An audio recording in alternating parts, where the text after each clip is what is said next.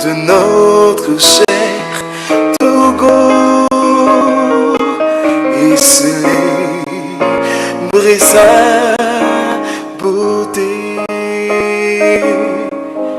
éternelle. Bénissez le Togo et de ses enfants les conducteurs.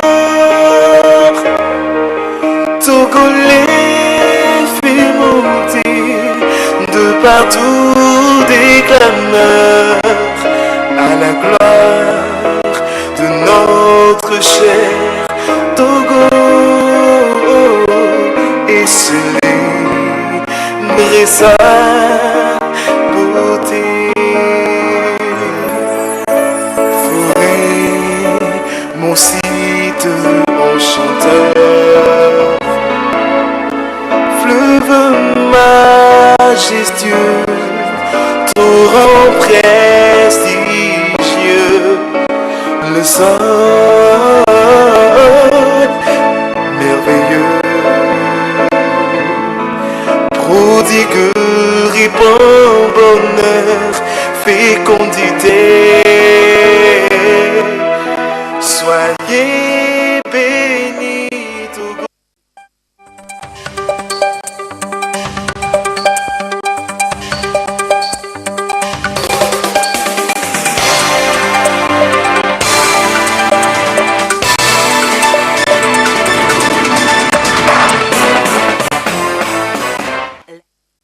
Au cœur de l'information.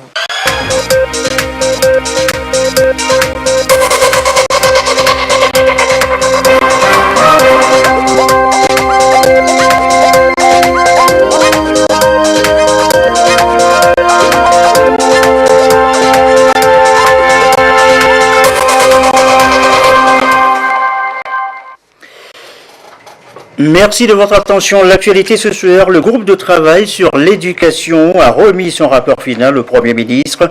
Infrastructure, effectifs d'enseignants, les propositions tendent à améliorer les conditions de vie et de travail des enseignants. Fin cet après-midi de l'exercice Obangame 2018. Nous serons en haute mer avec l'ultime scénario, le crash d'un avion et l'opération de sauvetage des victimes en vue de la sécurité et la sûreté dans les eaux territoriales du Golfe de Guinée. Il aura lieu enfin, mais c'est seulement 4 jours après le second tour de la présidentielle en Sierra Leone, est fixé désormais au 31 mars, samedi prochain. Il devra initialement se tenir ce mardi 27 mars. Les réactions des différents candidats à suivre tout à l'heure dans cette édition. Voilà, madame, messieurs, le sommaire, bienvenue, bonsoir à tous. L'école aujourd'hui, l'école togolaise soumise aux conditions de vie et de travail des enseignants.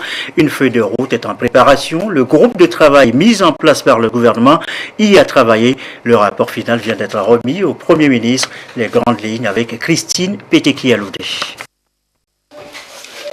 Dans le souci de trouver une solution globale, inclusive et durable aux problèmes du système éducatif national, le gouvernement a mis en place le 17 janvier 2018, par arrêté du Premier ministre, un groupe de travail dont la mission est d'examiner globalement les besoins et les préoccupations du secteur de l'enseignement. La feuille de route fixée au groupe de travail par le gouvernement se résume à la construction d'une stratégie d'ensemble où seront intégrés et pris en compte les besoins en infrastructures immobilières, mobilières, les effectifs réels d'enseignants, les outils pédagogiques de support tant pour les enseignants que pour les apprenants, les centres de formation pour garantir la qualité, les besoins en matière d'enseignement technique et de formation professionnelle, les politiques concernant les rémunérations, notamment en matière indemnitaire et le temps de travail des enseignants. Nous sommes parvenus à un rapport titré en 5 points. Le premier point du rapport statue sur le rappel des acquis obtenus par les enseignants du secteur public,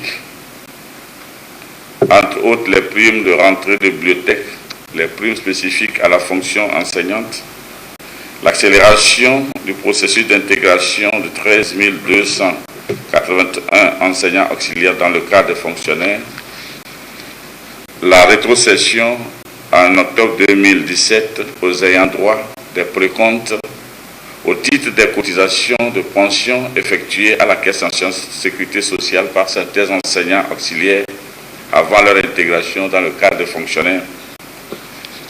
Ensuite, nous sommes penchés sur les défis et besoins actuels du secteur de l'éducation.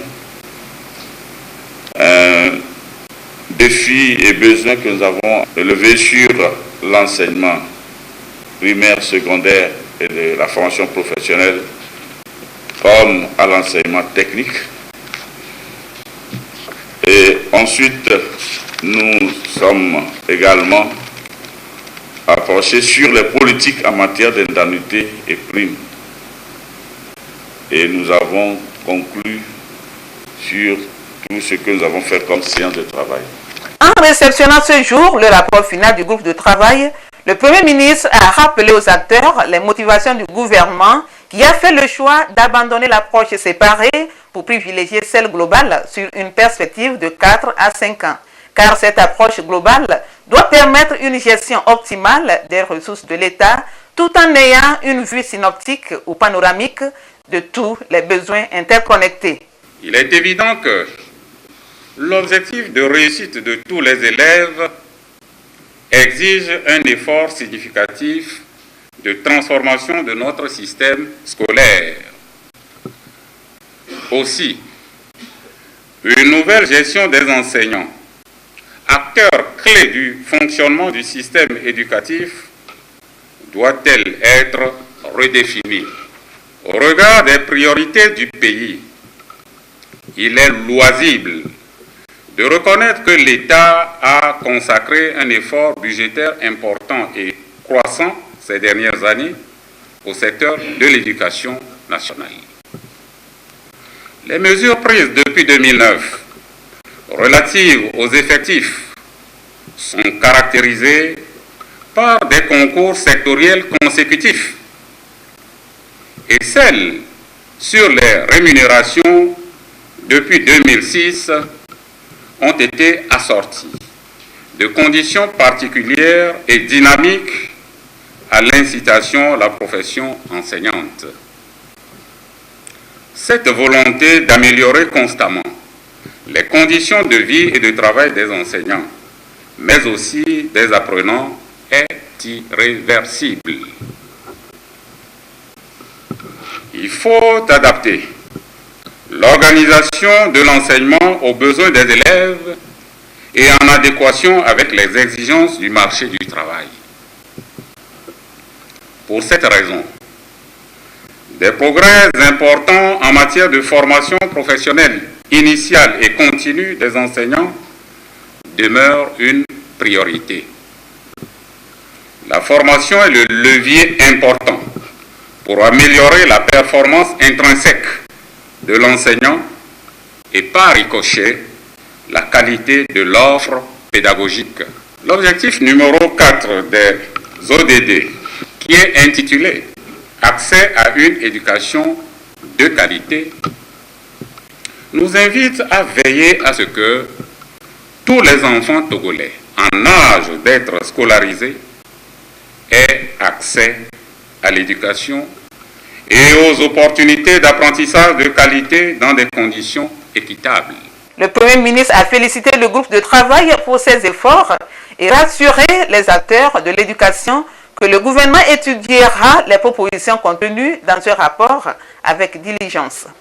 Je reste convaincu que tous les points inscrits à l'ordre du jour de vos discussions, conformément à la feuille de route qui vous a été assignée, ont fait l'objet de propositions soutenables contenues dans le rapport que nous venons de réceptionner.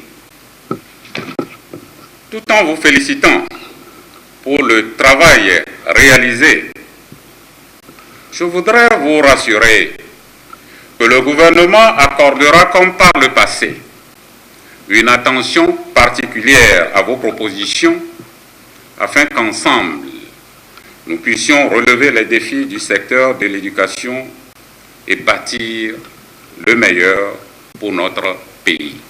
Je voudrais souligner qu'il appartient à tous les acteurs du système éducatif notamment gouvernement, enseignants, personnel d'encadrement pédagogique et administratif, responsables syndicaux, parents d'élèves, apprenants, société civile, de jouer pleinement et en toute responsabilité leur partition afin de favoriser l'atteinte des objectifs dans ce secteur.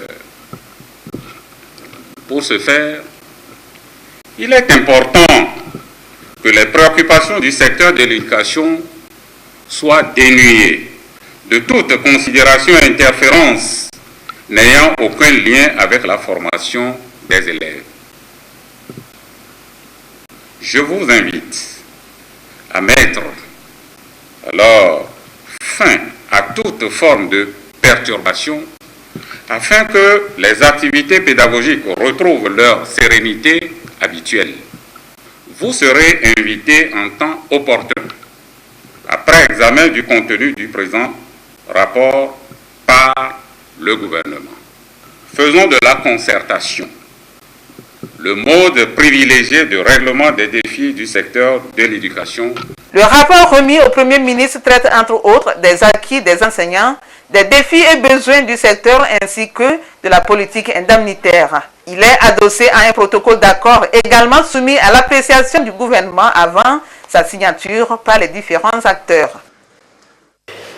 La terre ne doit pas être une source de conflit. Déclaration ce matin du ministre de la Justice devant les magistrats. Et pourtant, ça l'est. Ces magistrats sont d'ailleurs parfois pointés du doigt eux-mêmes. Le rendu de leur jugement décrié par les justiciables. Ça devrait s'améliorer avec ces 4 jours de formation sur la gestion des litiges fonciers. Nous l'annoncions hier. Les travaux ont commencé ce matin. Samuel Debé, Yves Agouvi. La terre, un espace géographique offert gratuitement aux humains, cette terre qui accueille l'homme est devenue aujourd'hui une affaire de gros sous et un objet de litige aussi inquiétant que destructeur du tissu social. Et le problème emballe tout le pays. Les litiges fonciers sur le plan national, je dirais tout simplement que, à ma qualité de président des chefs traditionnels, comme vous le savez, j'ai parcouru le pays du nord-sud. Et le problème se pose dans chaque préfecture. Envie d'aider ces magistrats à opérer efficacement dans l'exercice de leurs fonctions de règlement de litige, ces derniers ont été réunis dans cette formation placée sous le thème « Le règlement judiciaire des litiges fonciers ». Au cours de ce séminaire, il sera question de la pratique, d'attirer l'attention des magistrats sur la manière, pas sur l'interprétation, l'application des textes, mais sur la manière pratique de gérer le foncier. À l'ouverture de la rencontre, Pius Agbetome, garde des Sceaux, ministre de la Justice, a rappelé les dangers liés au conflit foncier et le rôle assigné à la justice par le chef de l'État dans la modernisation de la justice du pays depuis 2005. Pourquoi ces passions meurtrières qui conduisent des membres de collectivités ou de communautés entières à s'affronter farouchement, à se haïr et à se détester, jusqu'à même parfois décider par tout moyen de se détruire réciproquement. C'est une très grande joie pour moi d'avoir ce matin le privilège d'ouvrir ces assises qui sont destinées à aider les magistrats, praticiens du droit, à une meilleure approche dans le règlement juridictionnel des litiges fonciers, en vue de donner plus de satisfaction aux nombreux justiciables qui parfois pleurent, gémissent ou grincent des dents devant certaines décisions de justice qui sont rendues à leur détriment. La volonté du chef de l'État, son Excellence M. Faure Essouzina Gnassingbé, et celle du gouvernement ont toujours consisté à vouloir placer la justice, troisième élément du tricycle constitutionnel, à un niveau de performance fonctionnelle qui puisse lui permettre de jouer pleinement et efficacement son rôle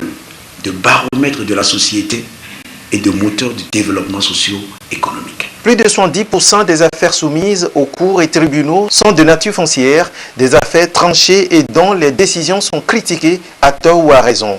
En vue d'éviter ces critiques et rendre efficaces ces magistrats, plusieurs thèmes seront étayés au cours des 4 jours de formation, entre autres les procédures judiciaires récurrentes en matière foncière, les obligations du magistrat dans la procédure judiciaire en matière foncière, la gestion judiciaire des litiges fonciers impliquant l'État. Casse, brûlage, actes de vandalisme tout court, nos routes, vous le savez, sont parfois soumises à de rudes épreuves, précipitant leur dégradation à l'âge. Le gouvernement dit stop. Il vient de prendre en Conseil des ministres un décret portant protection du patrimoine routier. Que dit clairement le texte? Qu'encourent les auteurs de ces actes? Eh bien, voilà cela dans ce dossier de la rédaction, dossier signé Serge Tassom et Kouessala. Depuis quelques années, les plus hautes autorités togolaises se sont engagées à moderniser les infrastructures routières sur l'ensemble du territoire national. Cet engagement s'est traduit par la construction et la réhabilitation des routes et pistes. Des efforts qui ont incontestablement boosté le développement. Il faut préserver ces acquis, les entretenir, et c'est dans ce sens que le gouvernement a adopté en Conseil des ministres le décret relatif à la protection du patrimoine routier national. Nous sommes au-delà du milliard, rien que pour le sous-secteur routier, pour la réhabilitation et les constructions. Malheureusement, nous avons constaté que ces infrastructures routières sont devenues des objets à vandalisme. Et chaque fois qu'il y a une manifestation, c'est les routes qui sont touchées. On brûle les chaussées, on casse les réseaux de télécommunications, d'eau et d'électricité. De plus, il y a souvent des individus qui se permettent d'arracher, par exemple, des panneaux de signalisation pour leurs besoins personnels. Alors que les panneaux de signalisation sont très importants dans la sécurité routière. Cette situation a amené le gouvernement à réfléchir sur la manière de protéger ces infrastructures qui sont un bien commun à nous tous. Parce que ce n'est pas le gouvernement, ce n'est pas les membres du gouvernement seulement qui utilisent la route. Et donc, c'est à la suite des différentes réflexions qu'il a été décidé de prendre un décret pour protéger ce patrimoine-là, ce patrimoine commun. Désormais, toute destruction d'infrastructures routières, qu'elles soient volontaires ou non, est punie au Togo. Le décret reconnaît comme infraction le dépassement du poids total autorisé en charge, la destruction physique du patrimoine routier, le refus de procéder au contrôle technique, entre autres. Dans tous les cas, la sanction oblige l'auteur à réparer le dommage causé aussi bien au réseau routier qu'aux équipements connexes. Il y a des gens qui arrachent les pavés sans compter lors des manifestations politiques, des individus qui se permettent de détruire volontairement les infrastructures, tout ce qu'il y a comme panneaux, les feux tricolores, volontairement parce que ça les amuse. Tout cela, ça c'est des actes volontaires. Le brûlage des chaussées. Si vous prenez la ville de Lomé et la ville de Sokodé, la ville de Mango, où nous avons connu essentiellement les plus grosses manifestations politiques, si vous regardez les emprises de ces voies, y compris les chaussées, les voies qui ont été brûlées, incendiées avec des pneus, au mois de novembre, nous étions à 383 millions de besoins en ressources financières pour réparer tous ces dégâts. Lorsque vous avez un véhicule qui, sur le plan technique, ne répond pas et cause un accident, on va qualifier cela comme un acte volontaire, puisque vous n'avez pas pris soin de votre véhicule. Le constat de la police dira si c'est un acte volontaire ou involontaire. Si c'est un accident de la route, par exemple, que ce soit volontaire ou involontaire, votre véhicule est supposé être assuré. Donc, votre assureur prend en charge la totalité des réparations à faire. Si vous organisez une manifestation et vous n'arrivez pas à encadrer les manifestants et qu'ils causent des dégâts, que vous soyez politique ou quoi que vous soyez, vous devez participer à la réparation. Parce que même le politique, il a besoin de ces infrastructures-là. Le décret portant protection du patrimoine routier national reste un outil juridique qui vise la pérennité des infrastructures réalisées, mais également la sécurité des usagers de la route. Pour cela, le gouvernement compte renforcer le dispositif sécuritaire et de contrôle sur les routes.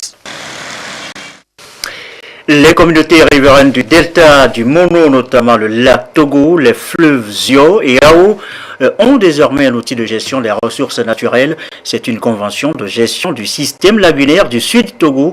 Elle a été validée aujourd'hui à Lobé au cours d'une rencontre qui a réuni les différents acteurs impliqués dans l'exploitation des ressources halieutiques et animales de ces patrimoines naturels. Les précisions, Kwasiglé, Augustin Kossi.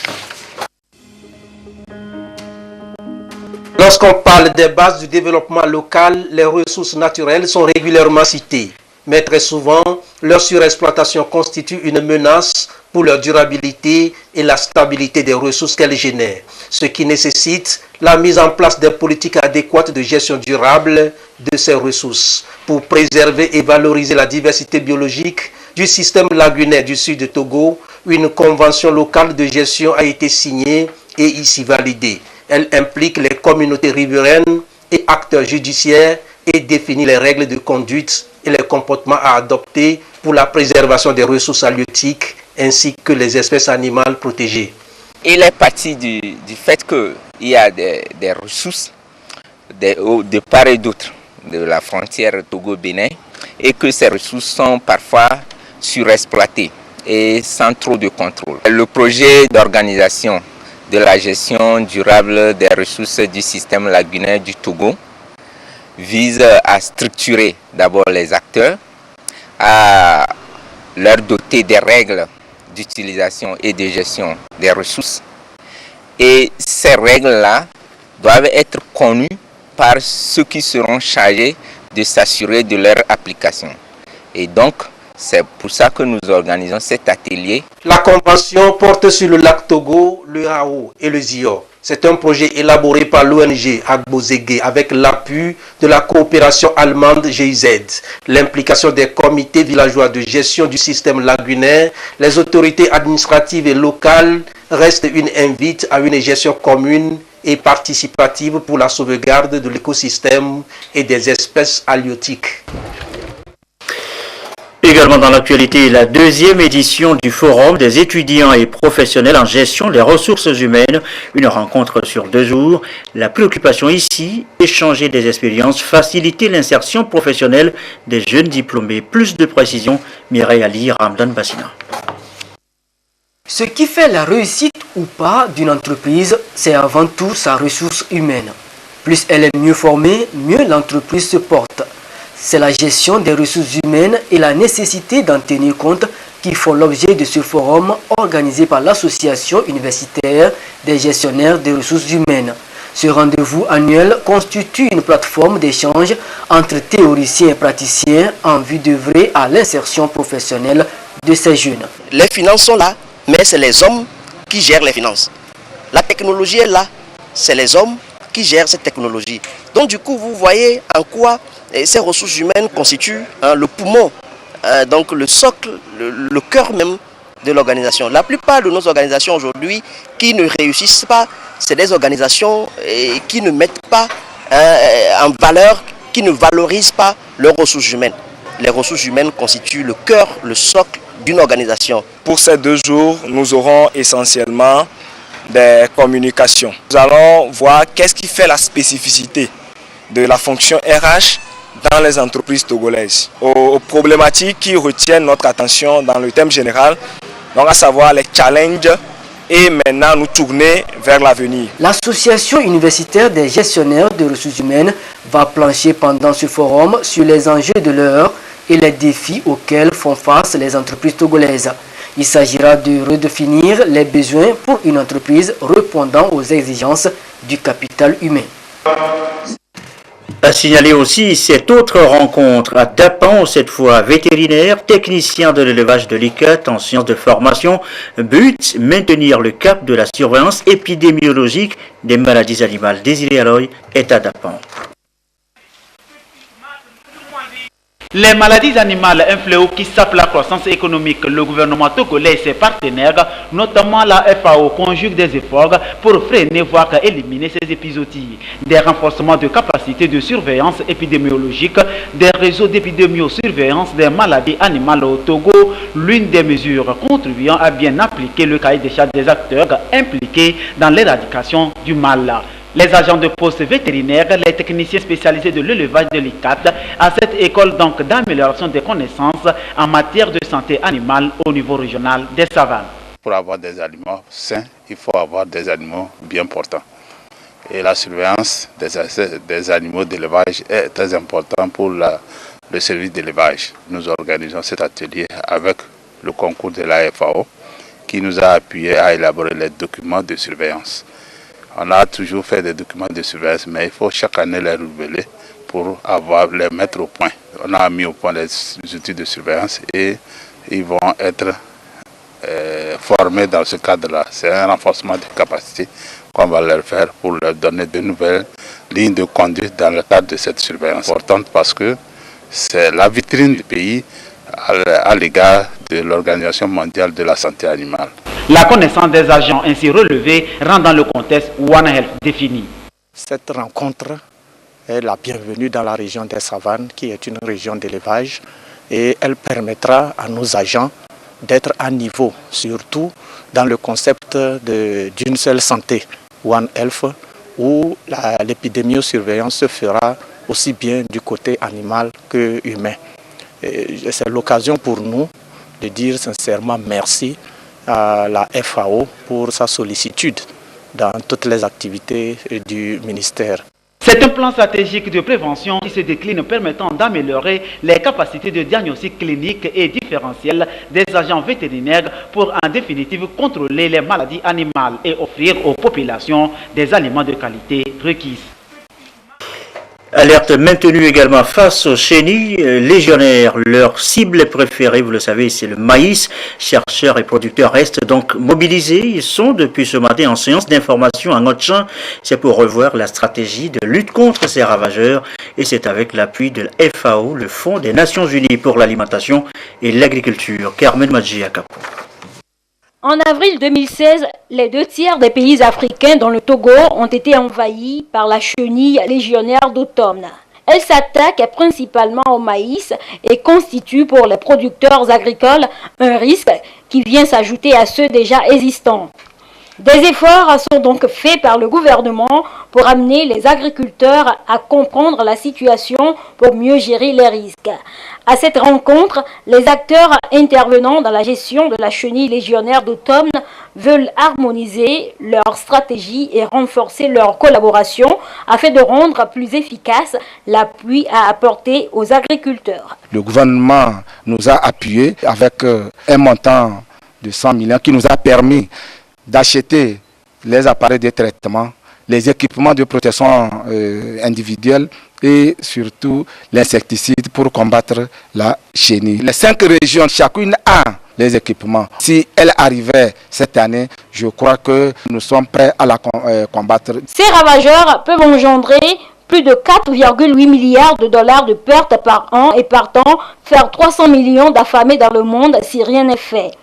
Le Fonds des Nations Unies pour l'alimentation et l'agriculture FAO accompagne les États dans cette lutte.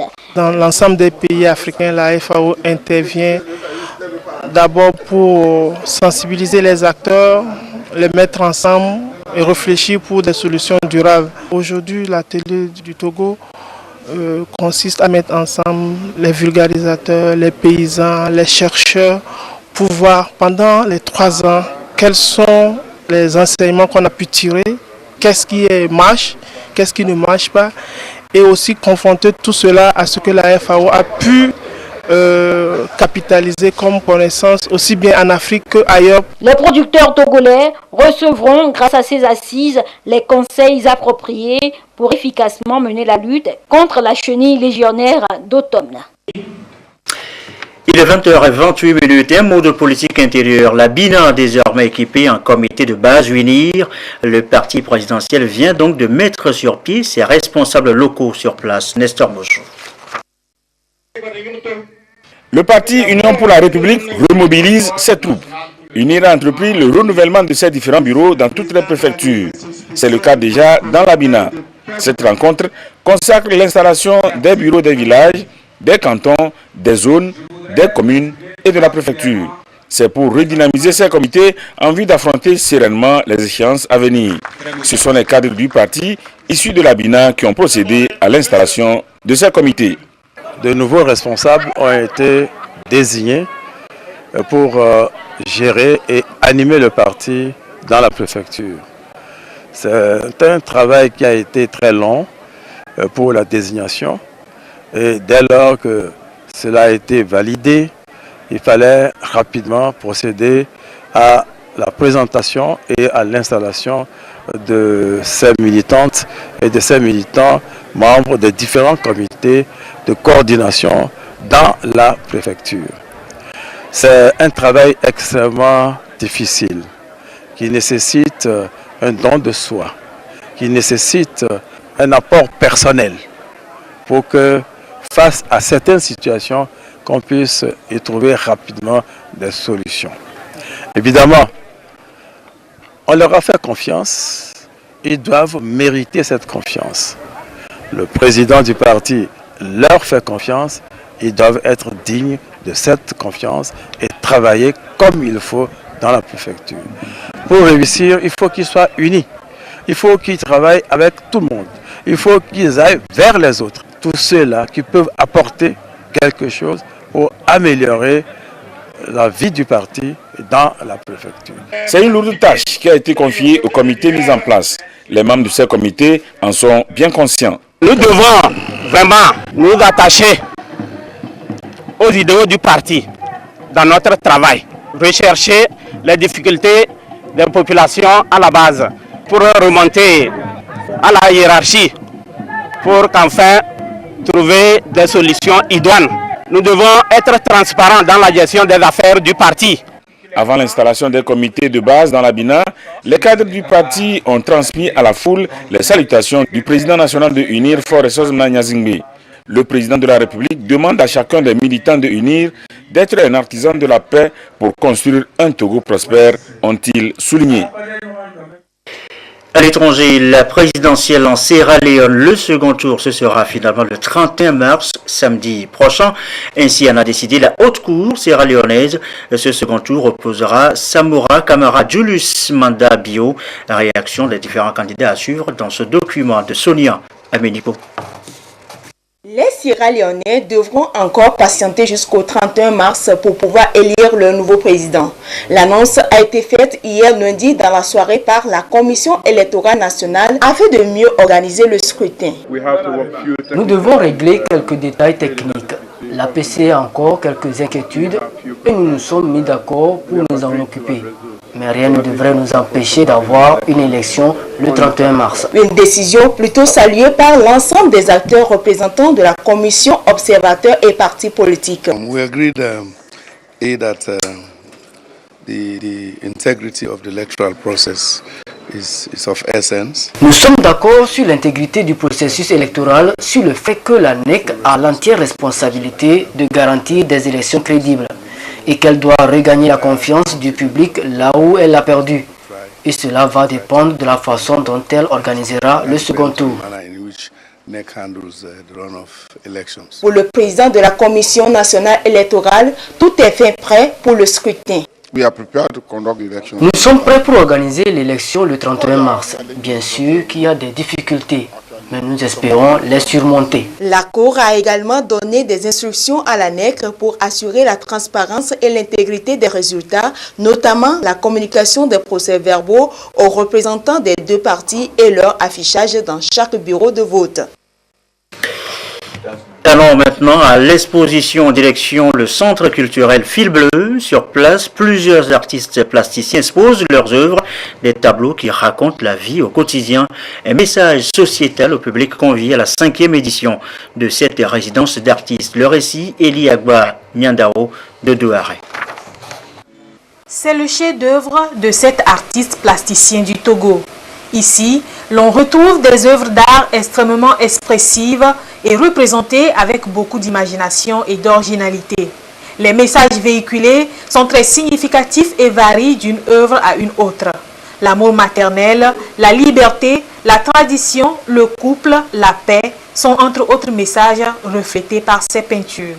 Mon tableau est intitulé « Le griot annonçant la paix ».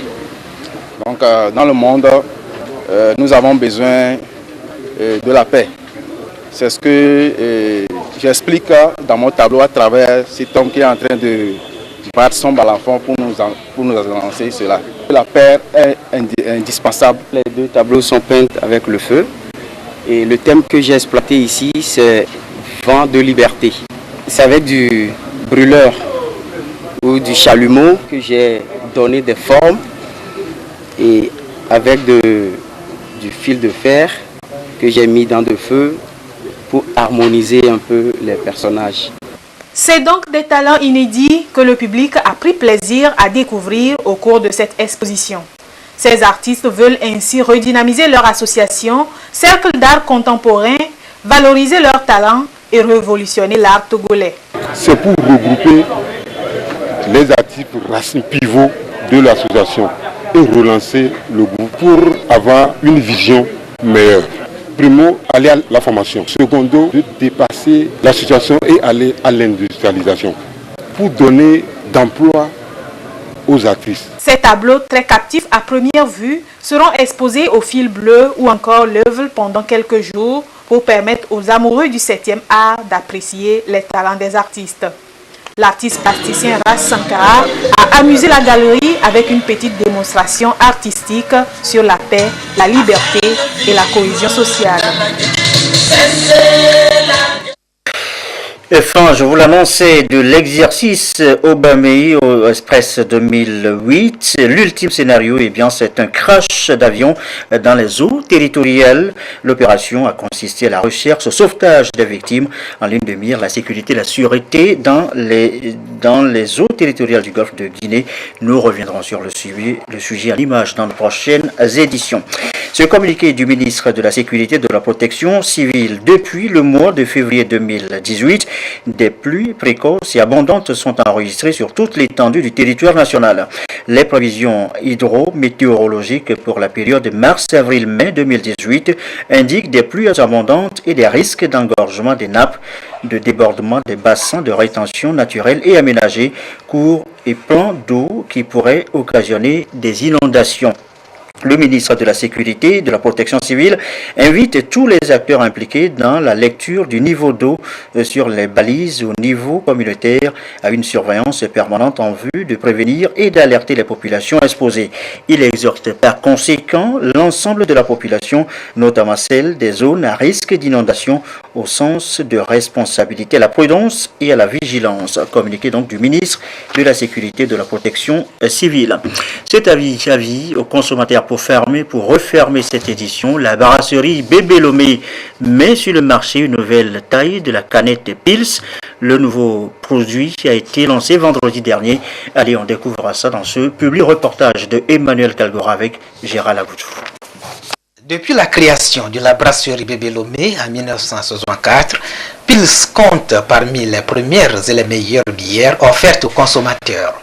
Celle-ci a été pendant des décennies l'une des rares bières fabriquées uniquement en bouteilles, grands et petits modèles. C'est seulement en 2017 qu'une canette de Pils 33 centilitres a été mise sur le marché. Et suivant le désir des consommateurs, un nouveau format de canette 50 centilitres est désormais disponible au prix standard de 500 francs CFA. Ceci dans le souci de varier les habitudes et améliorer les performances de consommation de cette boisson. Ce qui change aujourd'hui, c'est juste l'emballage. La piste, dès qu'elle existe, est toujours la même dans les emballages verts consignés, dans la canette 33 centilitres que vous connaissiez déjà depuis quelques mois et dans cette nouvelle canette 50 centilitres. Les ingrédients sont les mêmes. Je citerai en premier lieu le riz qui est produit par Aesop au Togo, avec qui nous avons un partenariat pour la production de la pils.